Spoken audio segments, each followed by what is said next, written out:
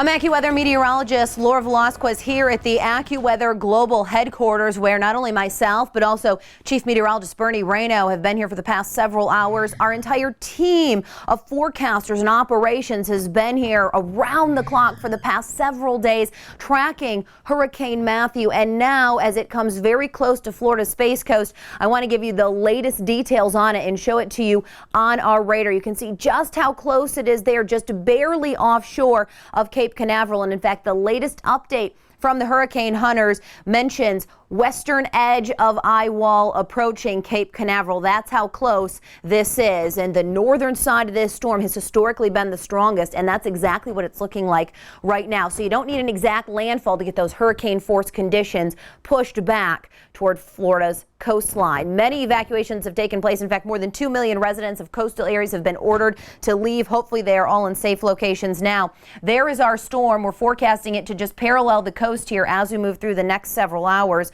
Let me erase that for you. And what I'd like to do is zoom in. And then if you'll bear with me for just a moment, what I actually want to do beyond that is do my best to give you a track in terms of distance to how close this is to the shore. So we'll give you the most recent lock position for you, put it to the now time, and let me pull out my tracking tool. And what I want to do is take it from Melbourne out toward the center of the eye wall. Okay, that's 38 miles. That is very close, folks. But let's do something different. Let me erase this one here, and we're going to try to track it for you one more time. What I want to do is, since this is moving in a northwesterly fashion, I want to take it from around Cape Canaveral and take it to the middle of the eye wall, middle to the eye. 40 miles. All right, very close. That's the direction it's moving right now. Moving at latest track on it northwest at 14 miles an hour. So in just a couple hours, it's going to be even closer. Now, here's the one other thing that I want to mention.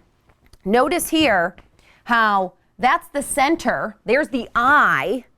Okay, but look at this. Here's that outer eye wall that they mentioned in their latest update. Right on the outside of that. Look at how close this is to the shoreline here. We're talking about 5 or 10 miles. And within that eye wall is where I anticipate we could have those hurricane force wind gusts. We're talking 74, 75 miles an hour or greater. All right, here's some of the latest headlines on Matthew. In Florida alone, 200 and almost 75,000 people without power right now. Latest flight info in Miami, Orlando, West Palm Beach, all closed. Stay tuned for later updates on that. Fort Lauderdale planning to open at 11, but many individual airlines have already said they are not going to fly in or out of Fort Lauderdale today. So definitely check out if you are still trying to get a flight. All right, latest hurricane warnings on your screen right now. They line the coast all the way from Charleston south to Florida's Space Coast. And here's the latest info on that. In fact, I'm seeing it just as soon as you're seeing it. Our graphic artists are here hard at work as well with us. They were just plugging in the latest information for me here on Hurricane Matthew. Winds staying at 120 miles an hour, but the pressure is down a little bit. We had an intermediate update about 3 o'clock in the morning,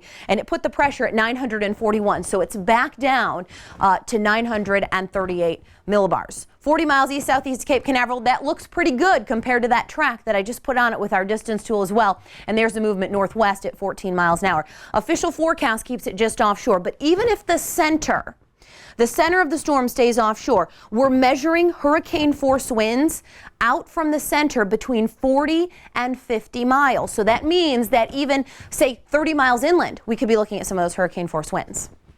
All right, current wave heights here. Look at these numbers. It's incredible. Well, you see them moving just here as things change. 18 feet. 21 feet, Vero Beach, even as far north as Jacksonville, we're already at 10 feet. Daytona Beach at 14. These are going to continue to climb as the storm parallels the coast and moves north. On the northern side of this storm, so think from around Cocoa Beach, Cape Canaveral northward, is where we expect the worst of the storm surge. So what is the storm surge? You take the water. What's over the ocean? What should stay over the ocean? And you push it over normally dry land. So say the elevation of a few locations is maybe 5 feet. If that's your typical above sea level measurement, 5 feet. If you have a 10-foot storm surge, that means you took that and put it 5 feet underwater. So the worst from Cape Canaveral north toward Daytona Beach. All right, wind speeds here. These are sustained. We've got a buoy out here, sustained wind at 69 miles an hour. We have had some gusts up along the coastline here that were in the 70s. In fact, one of the towers near Cape Canaveral just came in with a 79 mile per hour wind gust, but that was above the surface. So you'd have to bring it down. Would like it to be a little bit lower than that. Rainfall expected to be significant here in Florida, expected to be worse as we move north into parts of South Carolina and North Carolina. In fact, they're 8 to 16 inches, and we may be conservative. in some locations. Track for Hurricane Matthew here. Strong Category 3. We expect it to stay that way all the way up Florida's coastline as we work through today. By tonight at 8 p.m. just offshore of Jacksonville. And again, the problems continue here for the Carolinas. We are staffed all morning, all day long. We want you to stay with us here at AccuWeather as we track the latest on Hurricane Matthew.